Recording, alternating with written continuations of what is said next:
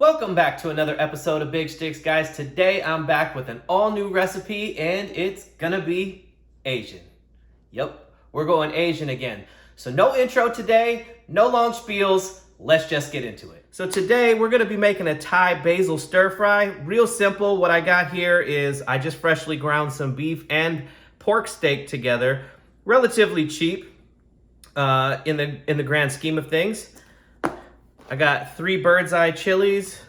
I got a whole heap and bunch of garlic. Now, I love garlic, obviously. You can cut back or you can add more if you like.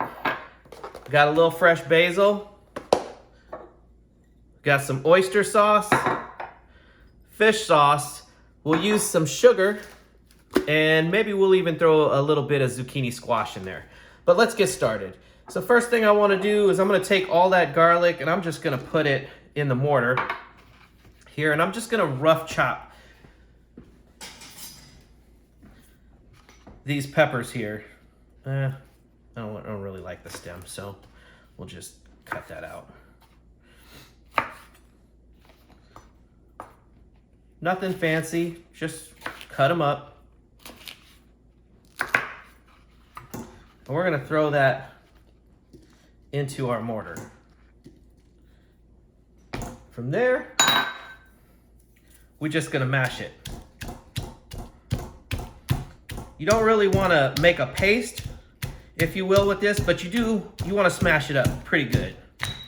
You can do this on a cutting board with the back of your knife, but because I have a mortar, I don't know, again, I think I've told you this before, you guys, I am a gadget guy. I love having kitchen gadgets. Just makes things so much easier in the kitchen. But I do realize that not everybody's into that kind of thing, and, well, I'm sorry if I got something here that you might not have. That's it for that. Let's make our sauce for the stir fry. Got oyster sauce here. I'm probably going to use, because I have about 2.5 pounds of ground meat, I'm probably going to use about a half a cup of oyster sauce.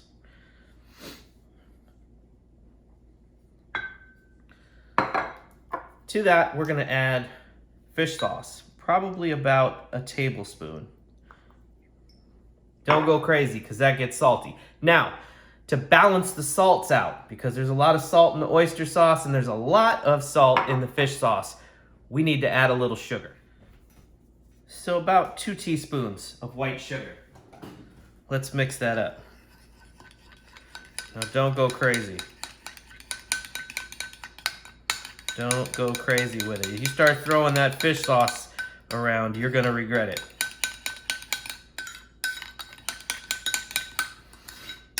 Now, keep in mind, this is something that you could do with all pork, all ground chicken, all ground turkey, all ground beef.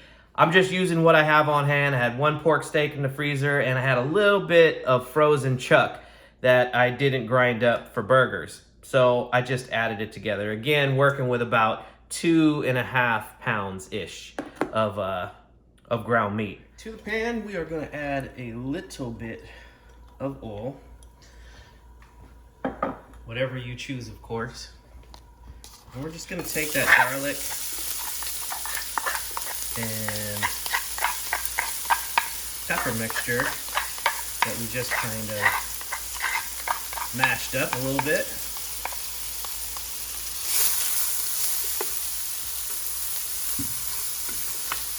We're just gonna get that oil nice and fragrant. Don't want to burn the garlic. I am working over medium-high heat right now.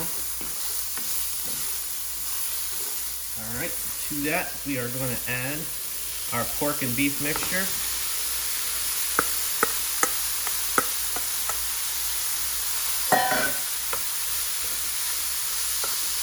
We're just gonna brown it.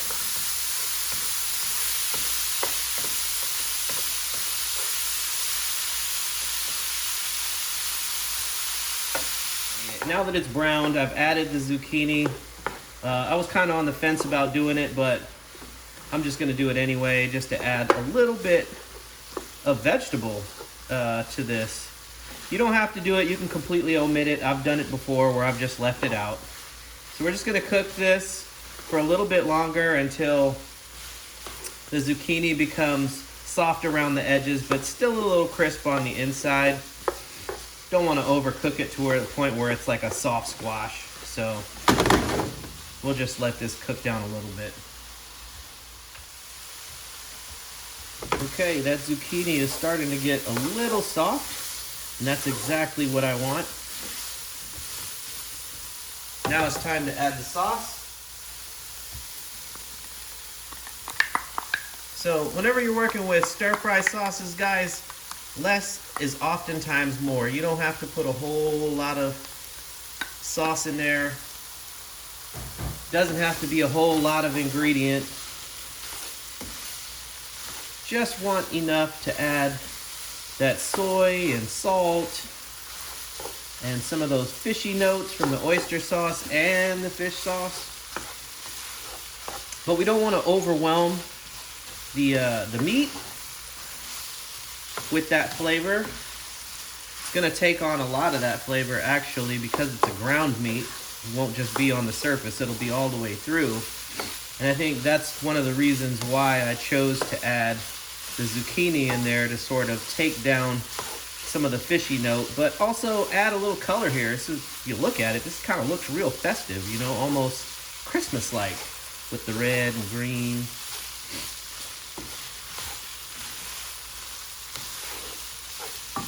Now, here's my favorite part. I'm just gonna add a whole bunch of basil. In this, I actually like a lot of basil. And this is just Italian basil. You could use Thai basil if you like. This is just what I had on hand. And the heat from the meat and stuff is gonna really help wilt down that basil.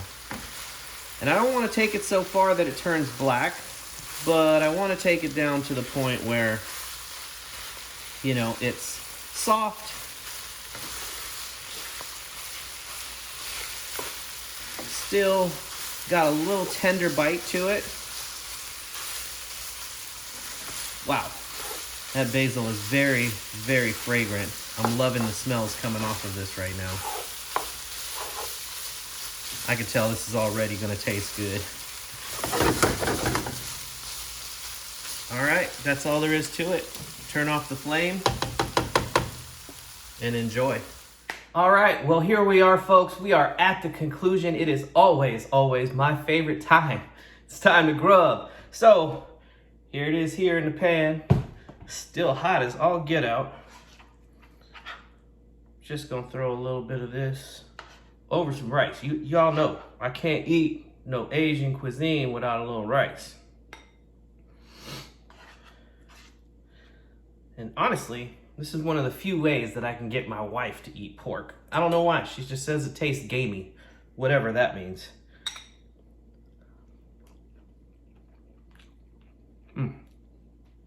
Check this out, y'all. If you try anything, try this one. It's so simple, it's so easy, it's so cheap to make, and it comes together fast. Especially, you know, if you're not doing all the grinding or whatever. But there's just so much vibrant flavor to it. It just all comes out and it melds together so nicely. Just so nice. Got all that basil and garlic and the chili peppers, the bird's eye peppers coming through. You get hints of the fish sauce, but I mean, it's not much. The oyster sauce brings a vibrant, you know, like salty-ish note to it. The sugar balances all out. It's just so nice. All right. Now, another way that I've grown accustomed to eating it, you know, when my wife goes on those little lean and green kicks, I get her these little jicama wraps. These things are freaking awesome. Like, I've used them as substitutes for taco shells and whatever, but I've really come to like them as if I was eating like lettuce wraps. I use this instead. It comes together so nicely. It's got a sweet, like crispy note to it. I don't quite know how to explain it, but it is just so good. It looked like this. Looks like, you know, a little tortilla or whatever. One thing I will say about these though is you need to be mindful when you buy them. I got mine at Trader Joe's, is that they have a relatively quick expiration date. And so just be mindful of that when you buy them. Don't think that they're gonna last in your refrigerator for, you know, a couple weeks or whatever, because generally speaking, they last. I bought it today, and I don't know what's today, the 14th, and they expire on the 19th. So I just kind of put it in there, and we just, you know, we eat them like little lettuce wraps.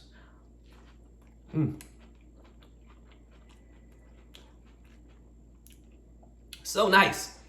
I don't know what it is. I really, really like these jicama wraps. So if you guys know where to get them, by all means try them. It's all the way worth it. All